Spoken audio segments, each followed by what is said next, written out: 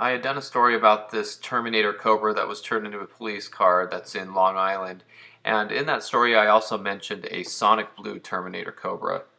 This car was also turned into a police car, and my friend on Instagram had sent me a link that talked more about the car, and these are some pictures taken. I believe they were at Pro Dyno, and they had a car show and they invited the car to come, and it is an undercover car in North Carolina. I'm not sure if this car is still active today, and I've heard there are other ones out there. There is supposed to be a zinc yellow Terminator Cobra and a Azure Blue Pro Charged Mach 1, depending in different places of the country. I don't know if those cars are still used or not. But this is basically a pulleyed Cobra, and the story goes that after the illegal modifications were taken off the car, which was a nitrous bottle, the car made 550 horsepower. So some people don't believe that, or they think that's engine power rating. Although I did find another post on another page that somebody said they actually worked on the shop that inspected these cars, and there were 40 cars or more taken, and most of them were crushed at this big street race event. And this Terminator Cobra and this 350Z twin turbo was also taken. And they said that the 350Z made 418 rear wheel horsepower, and the Terminator Cobra made 534 to the wheels. They also said that the Cobra was done right and had a fully built race motor in it, and that the Nissan 350Z was more of a backyard build, and they didn't really know much about it. And for those who've seen the car in person, they say the engine bay is pretty dirty. But what's interesting about this Cobra was the owner was 19 years old and he was street racing with the 350Z, and both cars were taken and both were turned into undercover police cars. They said when this all happened, the father tried to go buy the car back from the police and offered them $16,000, but they would not take the money. This Cobra is driven by one police officer only. It's taken home to his house every night, and it's his personal police cruiser. The people who have actually seen the car in person said that the interior was pretty trashed. Now, it doesn't really look like the interior is in bad shape. The seats look pretty good. The dash actually looks pretty good too. It's hard to tell in these pictures. You can see there are some holes drilled in the center console for switches. Although that black switch looks like the nitrous switch that the previous owner probably put in there. And it didn't say anything about removing the nitrous components or the lines, because it looks like they're still in the engine bay. It was just the bottle that was taken out of the car.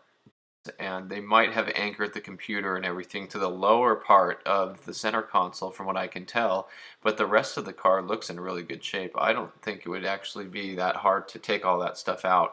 From what I can see, the interior looks in really good shape, and I don't know how the car looks today because I'm sure this was several years ago when these pictures were taken, but it does look like a pretty nice Cobra, and I feel bad that the kid got it taken away, and that was all due to speeding from what I've been told. He must have been doing something so dangerous they felt it was necessary to take the car away from him.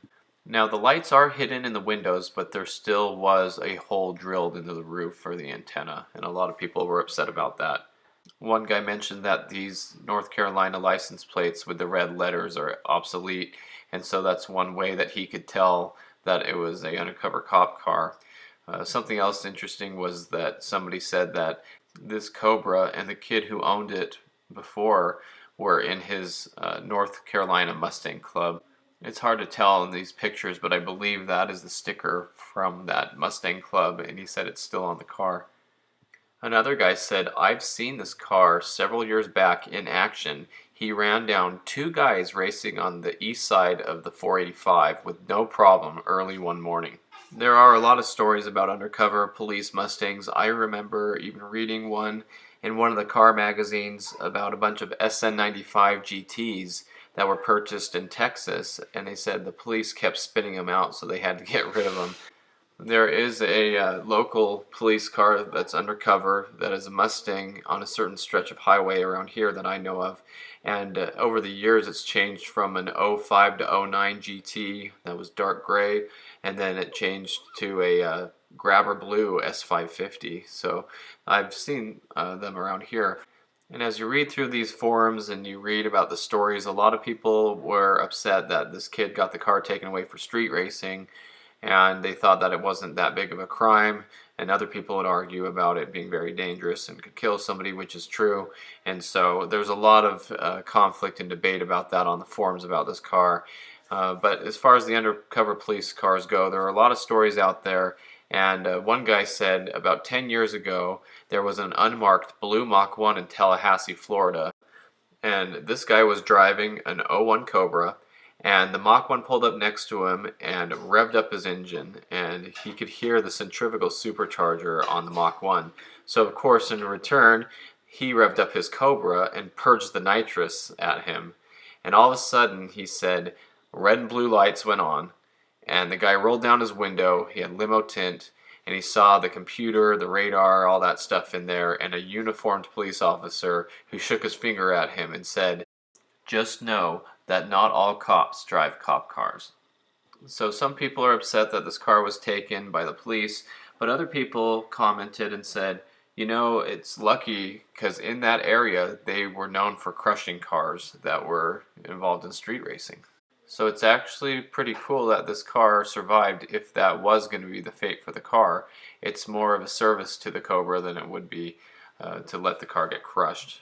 Now, I wish that the kid could have bought it back. I think he could have learned a lesson there, and willing to pay 17 grand, he probably just went and bought another one after that. So there's a little update on that Sonic Blue '03 Cobra. I hope you enjoyed the story. Stay tuned for more Mustang stories and more Mustang content.